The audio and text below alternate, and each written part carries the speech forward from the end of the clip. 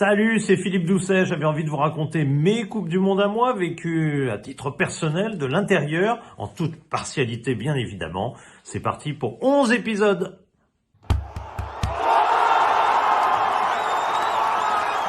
L'épisode 1 pour tout de suite contrecarrer une légende. Non, je n'étais pas à la Coupe du Monde 1930. Je sais que parfois Denisot, Matou, Gilardi ont présenté les émissions en me présentant comme l'historique de Canal, l'historien du foot, celui qui sait tout sur tout, qui a tout vécu.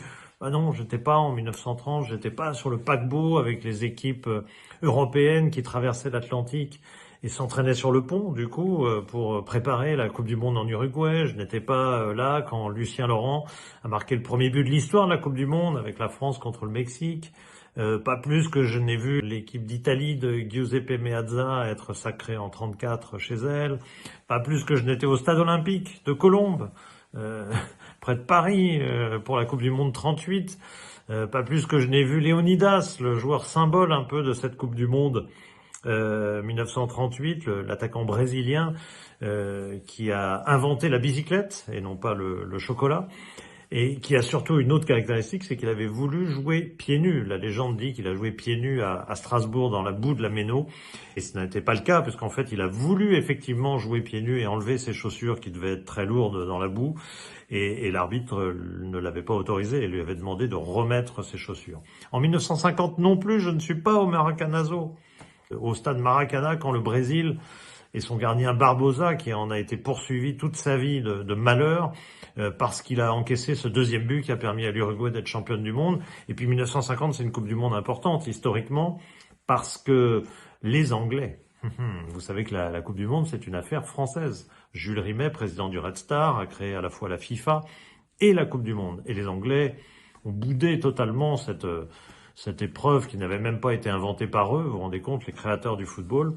Et donc jusqu'en 1950, les Anglais ne jouent pas la Coupe du Monde. Ils viennent au Brésil en 50 et ils sont éliminés par les États-Unis. Mauvais genre.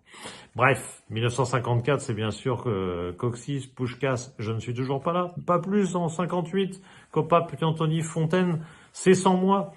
Et par contre, c'est pas sans Pelé qui apparaît à ce moment-là et qui emmène le Brésil vers 3 Coupes du Monde remportées en quelques années.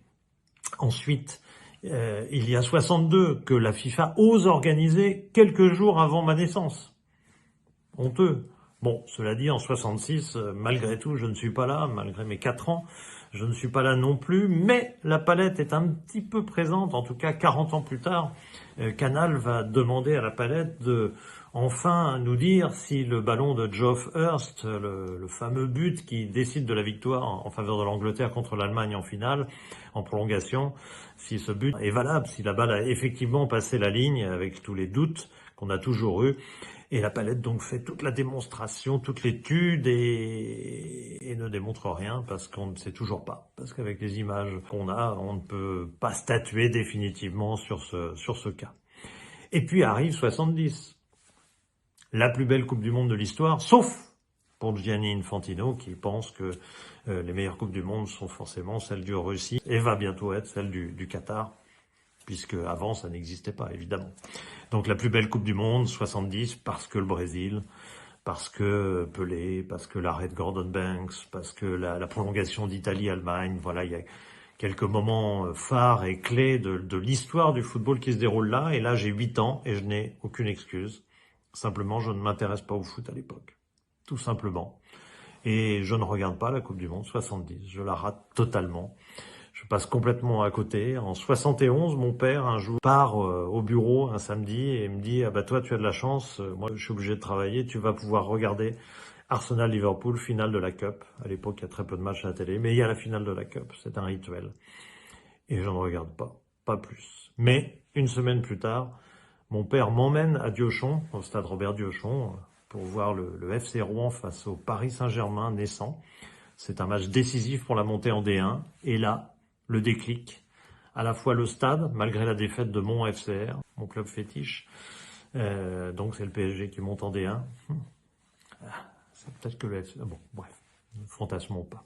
Bref, le stade, plus à la fin du match, les camionnettes où on vend à l'époque les journaux, les vieilles revues, Il y a peut-être des miroirs, il y a peut-être je ne sais plus exactement, il y a des journaux, j'achète ces journaux, Football Magazine, ça c'est sûr, et j'achète ces journaux, et cette double expérience, stade, l'écrit, c'est ça qui va nourrir le début de ma passion pour le foot, et tous ces souvenirs que je vous raconte de Coupe du Monde que je n'ai pas vécu. Donc prochain épisode, le 2, on sera sur le terrain cette fois-ci, vous inquiétez pas, bon, en tout cas, on sera devant la télé, des Coupes du Monde que j'ai vraiment vécues.